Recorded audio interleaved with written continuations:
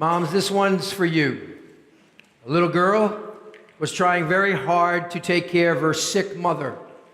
She did everything to make her mom feel more comfortable in bed, and then she quietly slipped into the kitchen. She had seen her mother make hot tea for her father when he was sick, so she set out to do the same thing for her ailing mom. And so with cup and saucer in hand, the little girl took the tea into the bedroom, and her mother was so touched by her sweet act of compassion. The mother showered her daughter with praise and said, "I didn't know you could make tea." The little girl beamed with pride as she told her mom how she made it. She explained, "I boiled the water and tea leaves together just like you always do, Mom." And the mother listened attentively while sipping the tea. The girl continued her story by saying, "But I couldn't find that little strainer thing, so I used the fly swatter." Her mom nearly spit out the tea as she exclaimed, "You used the fly swatter? Oh, but don't worry, Mommy. I used the old fly swatter so I wouldn't mess up the new one." Well, I'm sure, moms, you have stories like that, and maybe even more gross. And you might laugh about it now, but when it was happening, not so much.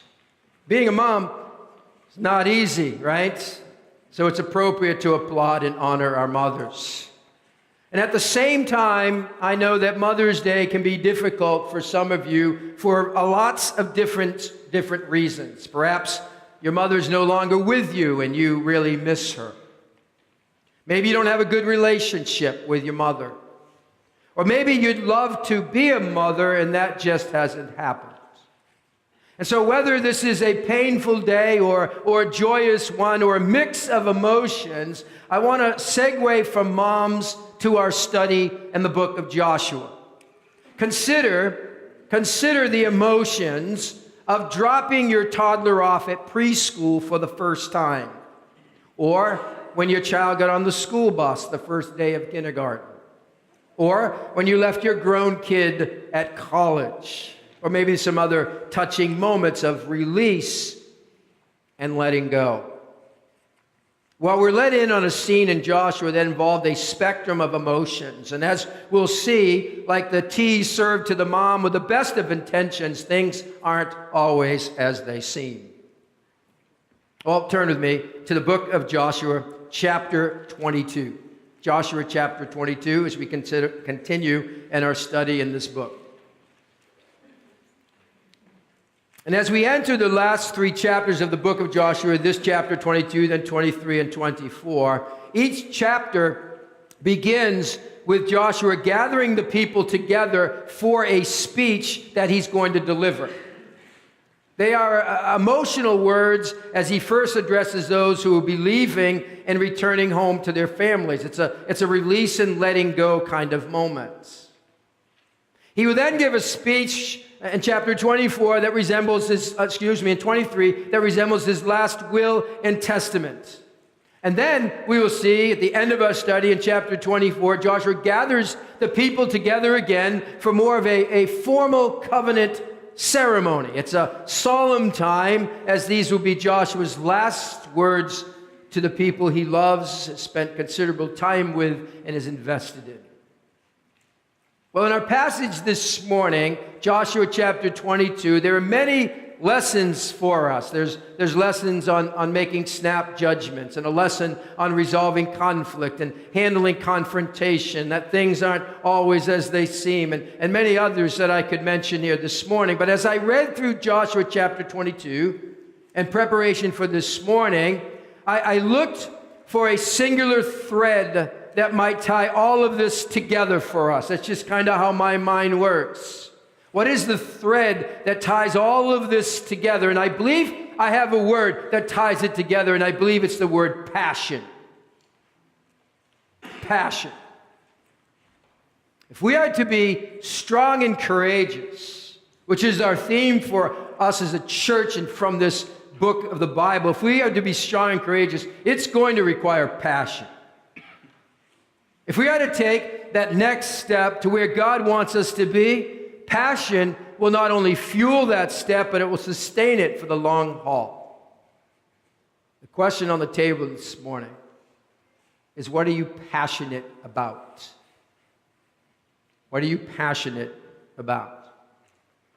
It has been said that one person with passion is better than 40 who are merely interested. Passion is all about a basic mindset and a heart attitude for embracing life with all that you have. It really answers the question, what drives you to do what you do? And what are you willing to go through for what you believe? That's what we see here in Joshua 22. Passion drove them to do what they did. They're passionate enough about good things. And I want to pull out 3 good passions that we see right here that I believe ought to be our passions. There is here a passion for mission, a passion for purity, and lastly, a passion for unity. Passion for mission, passion for purity, a passion for unity. Well, look with me at Joshua 22. We're going to first see a passion for mission. A passion for mission. I pick it up in verse 1 of Joshua chapter 22. It says, Then Joshua summoned the Reubenites, the Gadites, the half-tribe of Manasseh, and said to them, You have done all that Moses, the servant of the Lord, commanded, and you have obeyed me in everything I commanded. Joshua continues, verse 3. It says, For a long time now, to this very day, you have not deserted your brothers, but have carried out the mission. Carried out the mission the Lord your God gave you. Now that the Lord your God has given your brothers rest as he promised, return to your homes in the land that Moses, the servant of the Lord, gave you on the other side of the Jordan, on the east side. Now listen, we've come full circle here. You'll recall, perhaps back in chapter 1, we saw Joshua give a charge to these same 2.5 tribes to participate with their fellow Jews in the conquest of Canaan and the land of promise on the west side, even though they already had land on the other side of the Jordan, the east side of the Jordan. And the backstory to these 2.5 tribes not having land with the other 9.5 tribes on the west side goes back to the time of Moses. Remember, Moses was going to abandon the land because the promised land was on the other side of the river, but the leaders of Reuben and Gad and half of the tribe of Manasseh had asked if they could stay in the land they had already conquered on the east side, because it was just what they needed for their flocks. The land was rich and fertile, and there were fine valleys for grazing large flocks. And in addition, the land had plenty of water, and it just seemed perfect.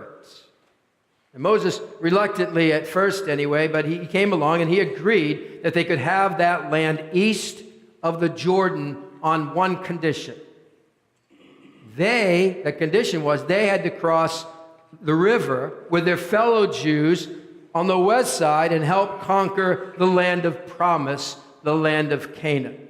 And then after that mission was completed, they would be allowed to return to their homes once again. And for what was likely a 7-year campaign, we can't tell exactly how many years it was, but close to like 7 years, these soldiers, as best as I understand it, they left their families on the other side of the Jordan River in order to conquer the land that they weren't even going to possess. Now, why would any soldier agree to this?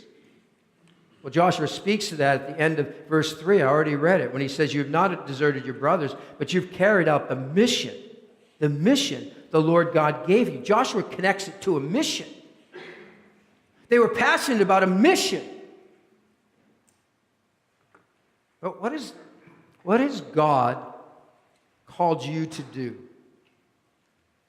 What is God asking of us as a church? You know, you've heard me say it, and you're going to hear me say it quite a bit, that our mission as a church is making disciples. Making disciples. We are to be about only those things that connect to that mission.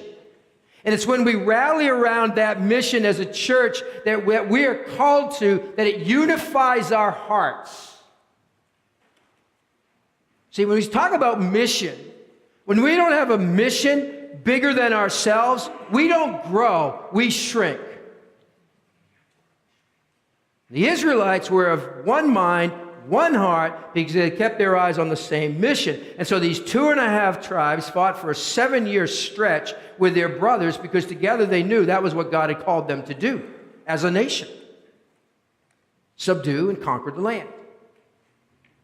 That mission had been accomplished, and now Joshua gives them permission to return to their homes and their families. Now, it had to be a bittersweet time for them as they're heading back to their families, because on the one hand, I imagine the soldiers could probably barely wait to get home. The kids have changed a lot in 7 years, and what did they miss? And they had many stories to tell of all the great things God had done. They couldn't wait to get back. But on the other hand, they'd be leaving the people they spent time with in the trenches around a mission and fought battles with them on the front lines. So Joshua gives this emotional speech that begins with his appreciation of their commitment to the mission. And he commends them for the great sacrifice they had made. Now, I believe this is more than just an aside, because Joshua here models a great approach to us. He commends them before he commands them. And it isn't this manipulative thing in which we commend someone to set them up for a zinger. You ever done that? I really appreciate you, but, you're a really good teacher, but, and we come in with this dreadful but, this zinger. And that's not what he's doing here. You see, where there's obedience to God's mission, we should all be over that in affirmation. Church, appreciate your comrades. Appreciate those people who are on the same team. It's on this day we show our appreciation to moms, but we all know it should not be limited to one day. It's true within the church community. This ought to be a place where we get encouraged. We spoke to that in the epistle this past week. Do you notice the servants who are faithfully doing God's work? Encourage them, affirm them. And when you're on the receiving end of that, doesn't it inspire you to continue in obedience? Well, Joshua commends them. Then he challenges them in verse 5 to be careful to continue in their love for the Lord, to walk in his ways, to obey his commands, to hold fast to him, and to serve him with everything they have. These are beautiful words from their general. And then Joshua blesses them, and he sends them away, and they head back to their homes, it tells us in verse 6. So they separate 2.5 from the 9.5. They separate in shalom. They separate in peace. Is it going to stay that way? Will unity remain as in Israel as 2.5 tribes separate from the 9.5 tribes? And this is where this story gets real interesting. Look down with me at verse 9. So the Reubenites, the Gadites, and half-tribe of Manasseh, they left the Israelites at Shiloh and Canaan to return to Gilead, their own land, which they acquired in accordance with the command of the Lord through Moses. We just went through that. See, so these 2.5 tribes are returning to the eastern side of the Jordan. And what is one of the first things they do? Verse 10 tells us, when they came to Galilath, near the Jordan in the land of Canaan, the Reubenites, the Gadites, and the half-tribe of Manasseh built an imposing altar there by the Jordan. We really ought to go, uh-oh. What are they doing building an altar?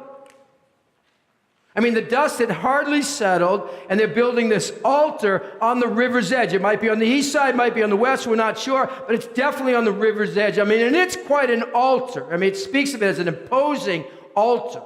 This thing was enormous.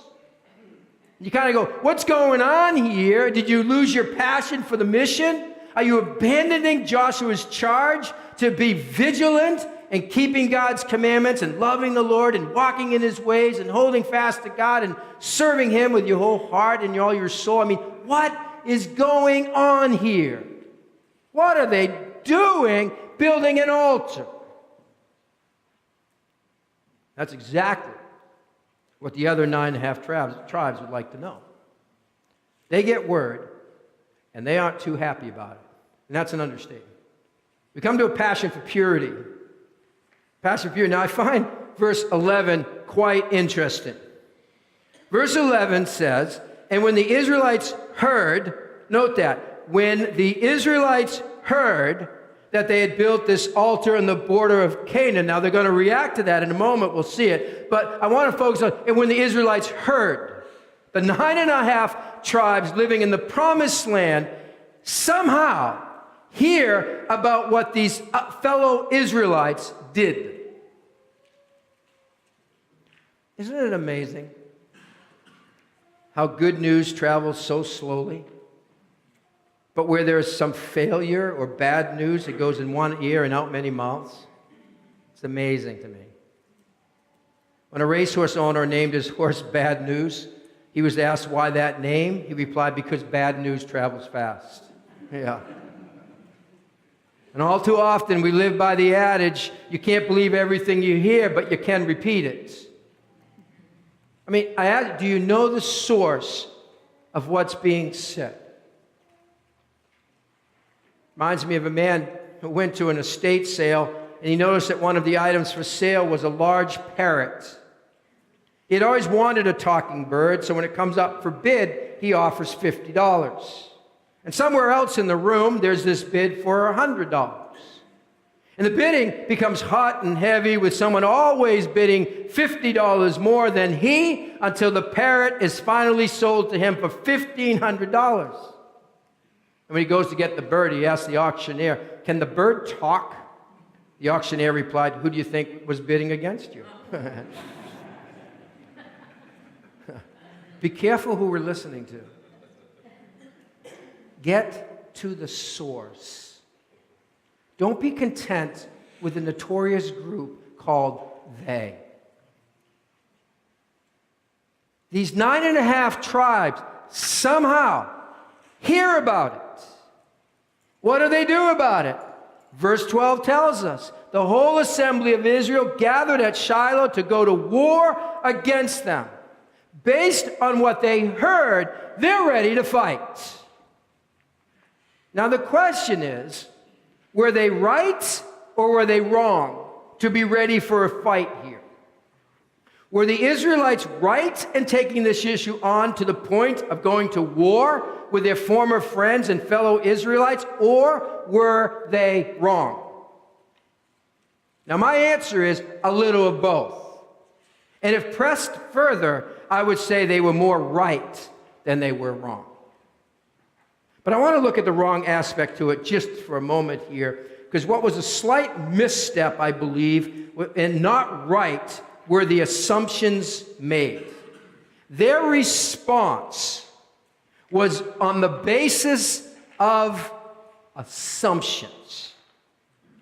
You see, in the absence of information, we often fill it in with assumptions that may not be true. In the absence of information, we often fill it in with false assumptions. I mean, have you done that? And you're pretty convinced it's true. Oh, yeah, no, yeah, I got it. Don't know all of it, but I know enough of it. This is what I know happened. You don't know. You don't. But you're pretty sure you do. Assumptions. What's assumptions?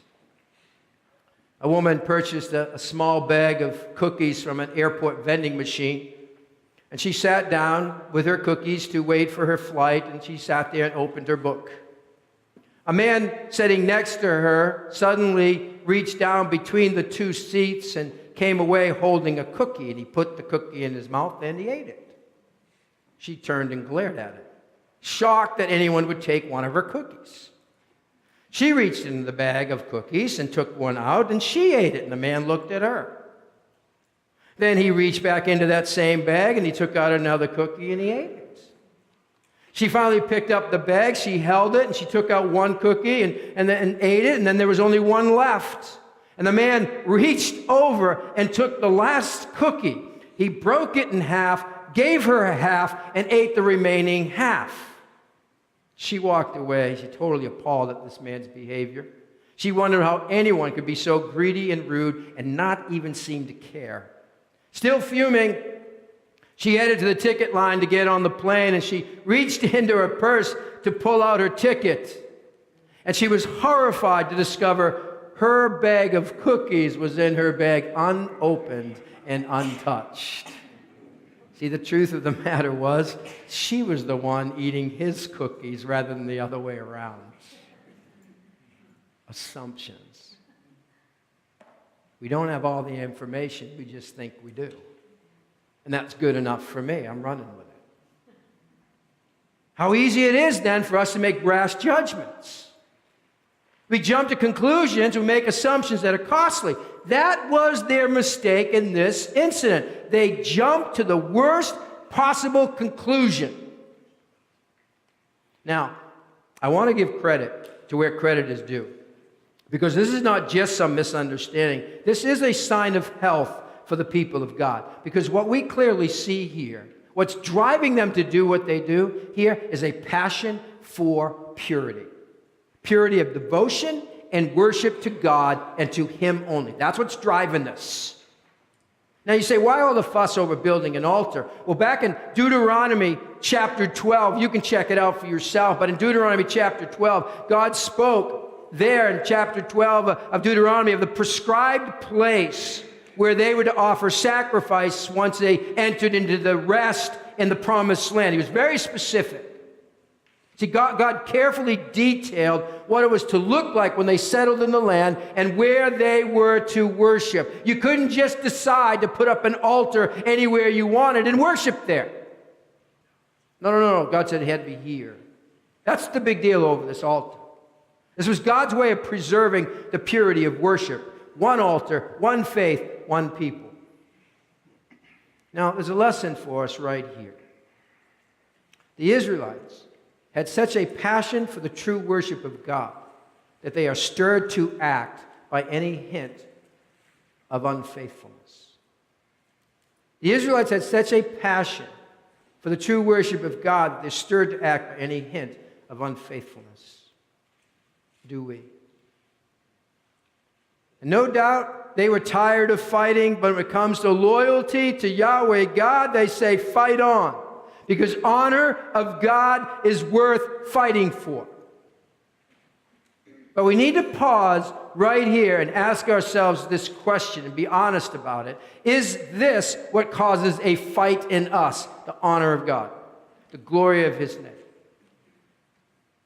I mean, is it really the honor of God and the concern for His name, or is it about lesser matters of inconveniences and personal preferences? I mean, what are the matters we are willing to fight for? And are they the right battles?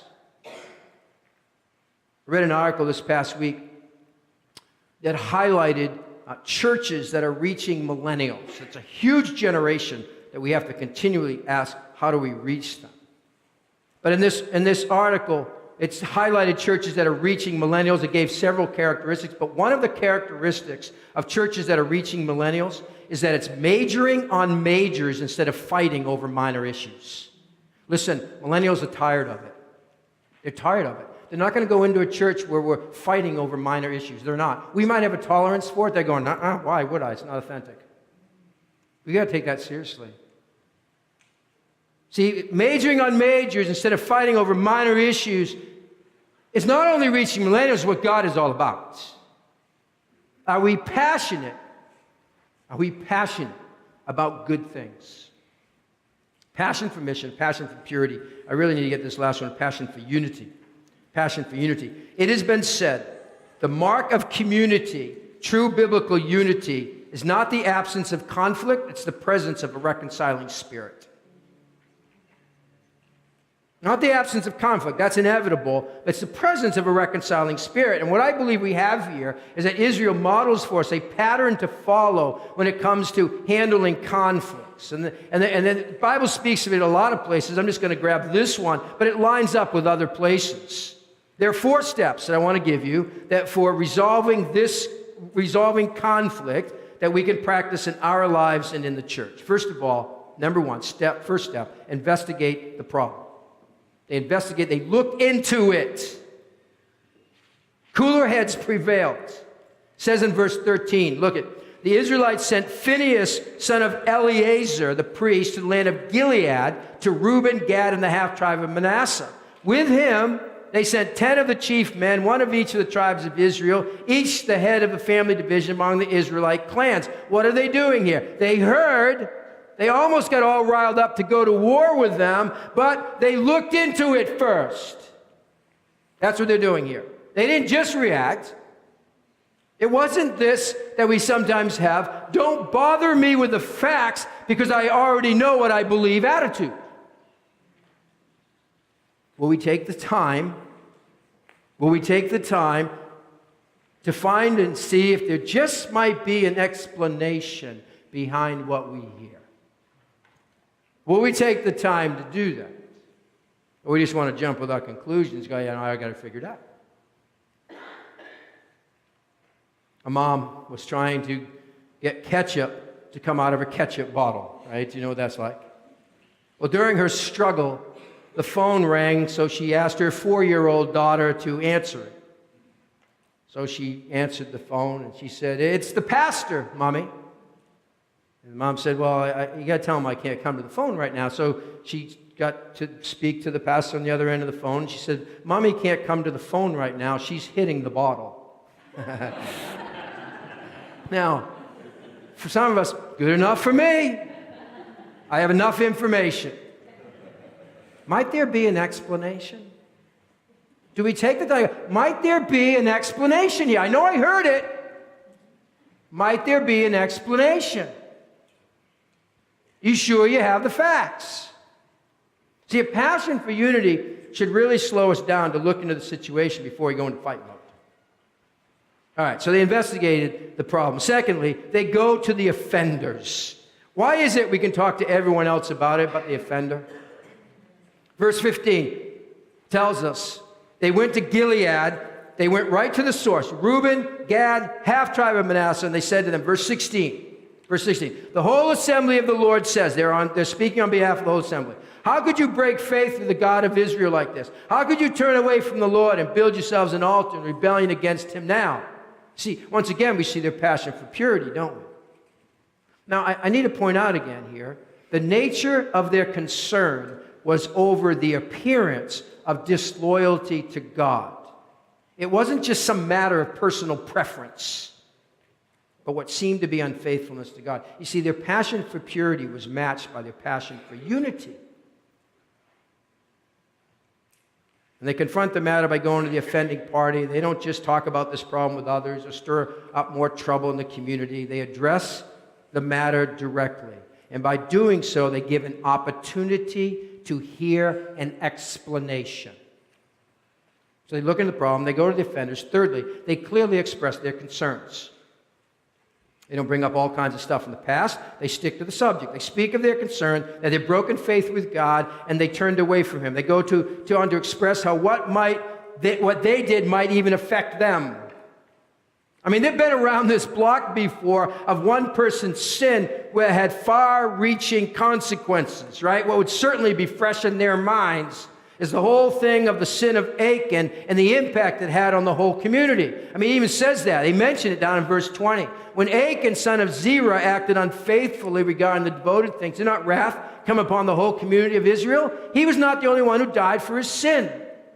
So they learned from that. They didn't want to repeat it. They didn't want to invite God's displeasure again. So they look into the problem. They investigate it, right? They go to the offenders. They clearly express their concerns. There's one more very important step here that gets dropped in the process of reconciliation and this whole idea of unity. Fourth step, they were willing to be part of the solution. They were willing to be part of the solution. We see it in verse 19. This isn't a stretch. They say, if the land you possess, they're saying to them, is defiled, listen, come over to the Lord's land, the promised land, land of Canaan, where the Lord's tabernacle stands, and share the land with us. But do not rebel against the Lord or against us by building an altar for yourselves other than the altar of the Lord our God. Do you see their heart in this? They're willing to even give up some of their own land if it would keep them from rebelling. Their generosity is noteworthy here. They didn't come at these offenders like bulls in china closets. Their desire was to win them over and avoid a major blow-up. You see, if our passion is for unity, Get this. If our passion is for unity, we will do whatever it takes to avoid war between the saints. There's no other way to say that. We'll do whatever it takes. I'll give you some of my land if I have to. I'd rather do that than have disunity right now. Wow. Now, let me share with you the flip side of this conflict to those being confronted. Because none of us like it when someone confronts us, right? This is how we're to respond when confronted. Now, again, Bible speaks to this a lot of other places. I'm limiting myself to Joshua 22, and look at their healthy response in verse 21. Verse 21, then Reuben, Gad, and the half-tribe of Manasseh replied to the heads of the clans of Israel, the mighty one God the Lord, the mighty one God the Lord, he knows. And let Israel know, if this has been in rebellion or disobedience to the Lord, do not spare us this day. If we have built our own altar to turn away from the Lord and to offer burnt offerings and grain offerings on it, may the Lord himself call us to account. Do you see it here? They don't get defensive. They don't respond in pride. They don't walk away in a huff saying, oh, what do you know? They don't do any of that. See, their attitude is nothing to prove, nothing to lose. They take the accusation seriously. They agree that if this was the reason they built the altar, then this is sin. They should not be spared. See, they are in alignment with the truth.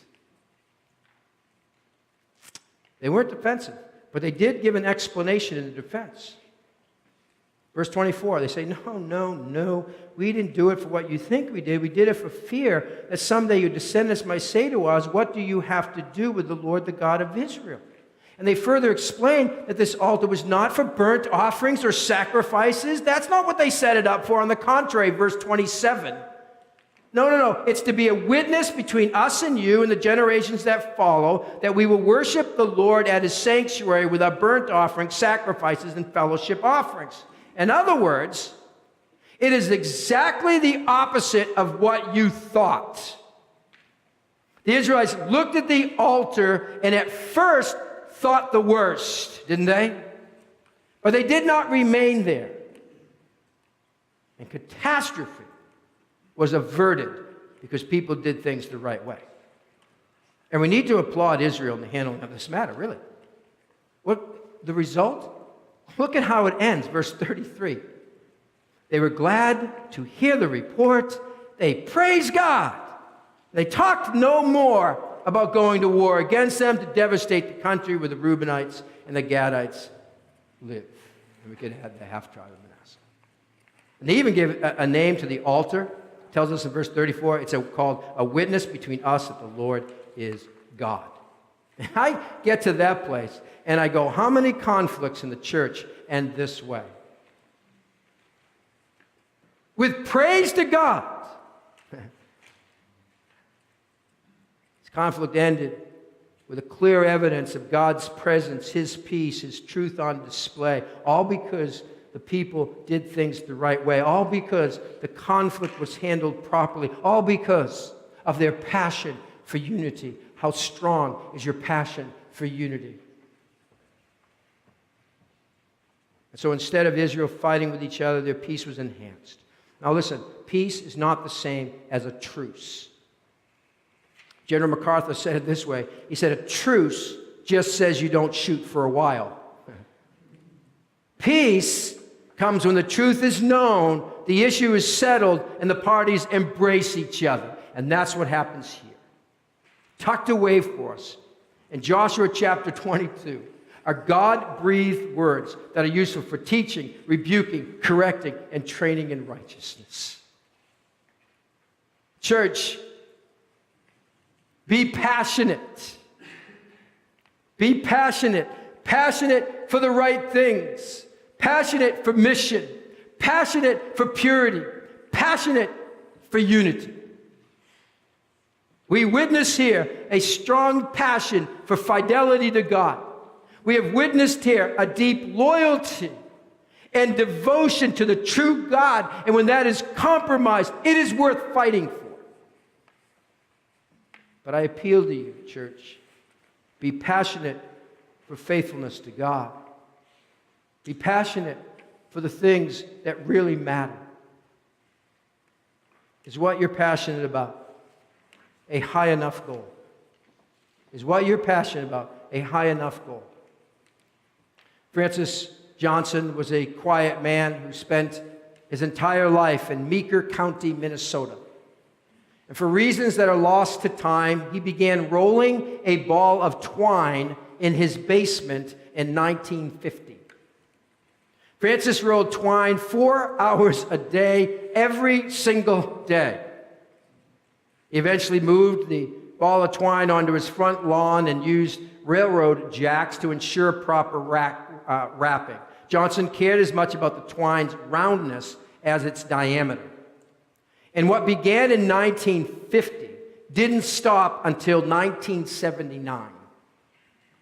For 29 years, this magnificent sphere evolved at Johnson's farm, and he even had to eventually build a circular open air shed to protect it from the elements. And by that time, his ball of twine weighed almost 9 tons and was 12 feet wide.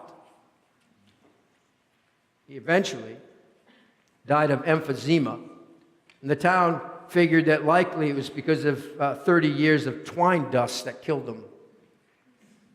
But the people of that small town in Minnesota wanted to honor Johnson, so they somehow rolled this big ball of twine next to the water tower, and it's known as the world's largest twine ball rolled by one man. Now, what is it? What is it that would drive a man or a town to spend all of their spare time accumulating a ball of twine?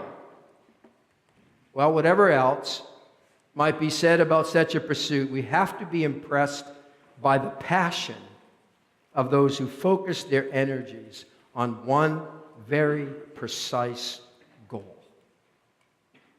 But I ask, is it a high enough, good enough goal? Larry Crabb put it this way. He said the core problem is not that we are too passionate about bad things, but that we are not passionate enough about good things. The core problem is not that we are too passionate about bad things, but that we are not passionate enough about good things. Church, are you passionate enough about good things? Things of eternal consequence. I mean, do you really want to get to the end of your life where it's all about some ball of twine? And that's it.